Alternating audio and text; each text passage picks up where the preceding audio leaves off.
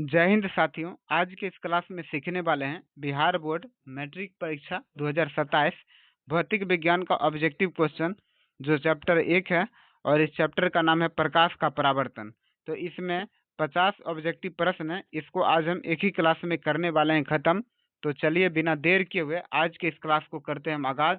तो मेरा पहला प्रश्न कहता है कि समतल दर्पण में बनने वाली प्रतिबिंब होती है। तो समतल दर्पण में बनने वाली प्रतिबिंब कैसी होती है? तो हमेशा ये काल्पनिक प्रतिबिंब बनती है।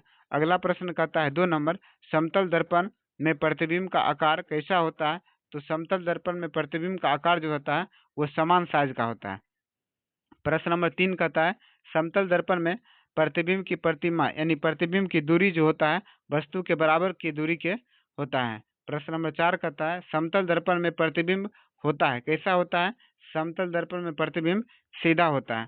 प्रश्न नंबर 5 कहता है समतल दर्पण में पार्श्व परिवर्तन होता है कैसा परिवर्तन होता है? यानी दाएं बाएं बदल जाता है। प्रश्न नंबर 6 कहता है परावर्तन का नियम है, यानी परावर्तन का नियम I बराबर कोण R, कोण I बराबर कोण R, यानी आपतन कोण बराबर परावर्तन कोण के बराबर होता है। प्रश्न नंबर 7 कहता है आपतन कोण किसे कहते हैं? आपतन कोण किसे कहते हैं? सामान्य से आपतित किरण का जो कोण होता है उसे ही आपतन कोण के नाम से जाना जाता है।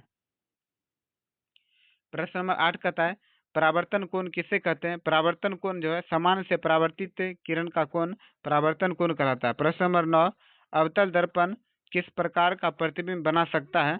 तो ये बना सकता है केवल वास्तविक और काल्पनिक दोनों, यानी वास्तविक और काल्पनिक दोनों प्रकार का प्रतिबिंब बना सकता है। प्रश्न नंबर आगे कहता है 10 नंबर, उत्तल दर्पण में बनने वाले जो प्रतिबिंब होता है वो काल्पनिक होता है। प्रश्न नंबर 11, उत्तल दर्पण में प्रतिबिंब होता है कैसा प्रतिबिंब होता है?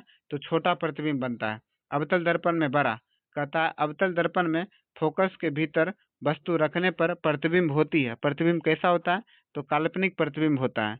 प्रश्न नंबर 13 कहता है अवतल दर्पण का उपयोग शेविंग मिरर में किया जाता है क्योंकि इसका प्रतिबिंब बड़ा बनता है। प्रश्न नंबर 15 कहता है वाहन में रिव्यू मिरर के रूप में किसका उपयोग किया जाता है? उत्तल दर्पण का उपयोग किया जाता है। प्रश्न नंबर 15 कहता है दर्पण सूत्र।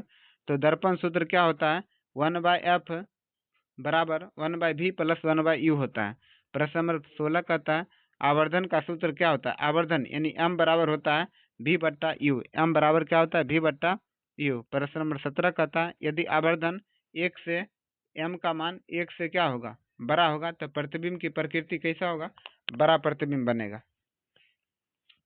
प्रश्न नंबर 18 कहता है यदि m का मान 1 से यानी m का मान 1 से क्या होगा? छोटा होगा तो प्रतिबिंब की प्रकृति कैसा होगा? छोटा होगा। प्रतिबिंब की प्रकृति कैसा होगा? छोटा होगा। अगला प्रश्न कहता है 19 नंबर, वास्तविक प्रतिबिंब कैसा होता है? वास्तविक जो प्रतिबिंब होता है वो हमेशा उल्टा होता है। प्रश्न नंबर 20 कहता है काल्पनिक प्रतिबिंब होती है। काल्पनिक जो प्रतिबिंब रहता है वो कैसा होता है? ये सीधा होता है। काल्पनिक प्रतिबिंब हमेशा सीधा रहता है।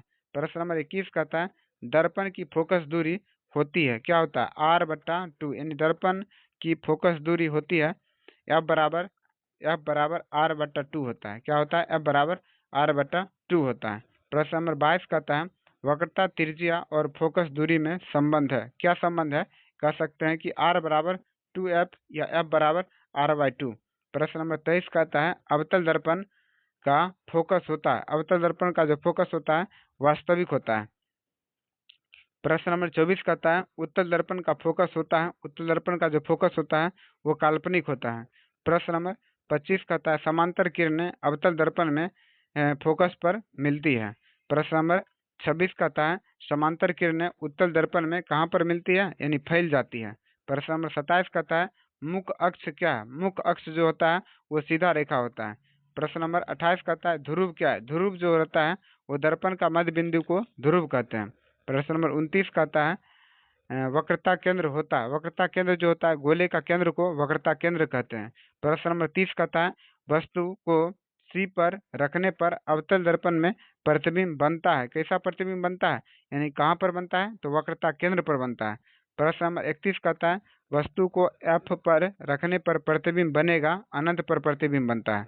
प्रश्न नंबर 31 कहता है वस्तु को F और C के बीच रखने पर प्रतिबिंब कैसा बनेगा? तो प्रतिबिंब बड़ा बनेगा। प्रश्न नंबर 33 वस्तु को सी के बाहर रखने पर प्रतिबिंब क्या बनेगा? छोटा बनेगा। प्रश्न नंबर 34 कहता है समतल दर्पण में आवर्धन का मान क्या होता है? तो 1 के बराबर होता है। प्रश्न नंबर 35 कहता है परावर्तन परावर्तन किस सतह पर होता है? परावर्तन जो होता है वो हमेशा चिकनी सतह पर परावर्तन की क्रिया होती है। प्रश्न नंबर 36 कहता है दर्पण का परावर्तन क्या है? यानी प्रकाश का परावर्तन जो है, प्रकाश का लौटना ही प्रकाश का परावर्तन कहलाता है। प्रश्न नंबर 37 कहता है दर्पण में बनने वाली प्रतिबिंब होता है, कैसा होता है? तो दर्पण में बनने वाली प्रतिबिंब कैसा होता है? प्रतिबिंब होता है, यानी दर्पण में बनने वाली प्रतिमा प्रतिबिंब होती है। प्रश्न नंबर 38 कहता है समतल दर्पण में आवर्धन मान क्या होता है? समतल दर्पण में आवर्धन का मान 1 के बराबर होता है। अगला प्रश्न कहता है दर्पण का प्रयोग किस सिद्धांत पर किया जाता है? दर्पण का प्रयोग किस सिद्धांत पर किया जाता है? यह प्रकाश के परावर्तन के सिद्धांत पर किया जाता है।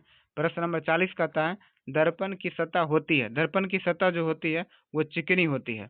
प्रश्न नंबर 41 कहता है परावर्तन में किरणें होती है, कैसी होती है? परावर्तन में किरणें सीधे होती है। प्रश्न नंबर 42 कहता है समतल दर्पण का उपयोग किया जाता है, किसमें किया जाता है? घर में उपयोग कर सकते हैं, जिससे कर सकते हैं कि चेहरा को देखने में। प्रश्न नंबर 43 अवतल दर्पण का उपयोग किसमें किया जाता है? तो अवतल दर्पण का उपयोग शेविंग क्रीम के रूप में किया जाता है। प्रश्न नंबर 44 उत्तल दर्पण का उपयोग वाहनों के साइड मिरर के रूप में किया जाता है। प्रश्न नंबर 45 फोकस दूरी कम होने पर शक्ति क्या होता है? शक्ति अधिक हो जाता है। प्रश्न नंबर 46 अवतल दर्पण में फोकस होता है, अवतल दर्पण में फोकस क्या होता है? वास्तविक होता है। प्रश्न नंबर 47 कहता है उत्तल दर्पण में फोकस होता है, क्या होता है? उत्तल दर्पण में फोकस काल्पनिक होता है। प्रश्न नंबर 48 कहता है परावर्तन का नियम किससे संबंधित है? परावर्तन का नियम है वो प्रकाश से संबंधित है।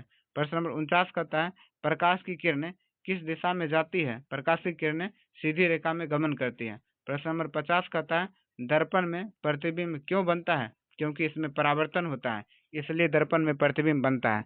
तो मेरे प्यारे बच्चों, आज के इस क्लास में हम सीखे हैं बिहार बोर्ड मैट्रिक परीक्षा 2027 में जो एग्जाम देने वाले हैं क्लास 10th के लिए, ये चैप्टर 1 था और इस चैप्टर का नाम था प्रकाश का परावर्तन। तो अपना प्रतिक्रिया कमेंट बॉक्स में जरूर देंगे। ये वीडियो आपको कैसा लगता है? तो वीडियो देखने के लिए आपको बहुत बहुत धन्यवाद।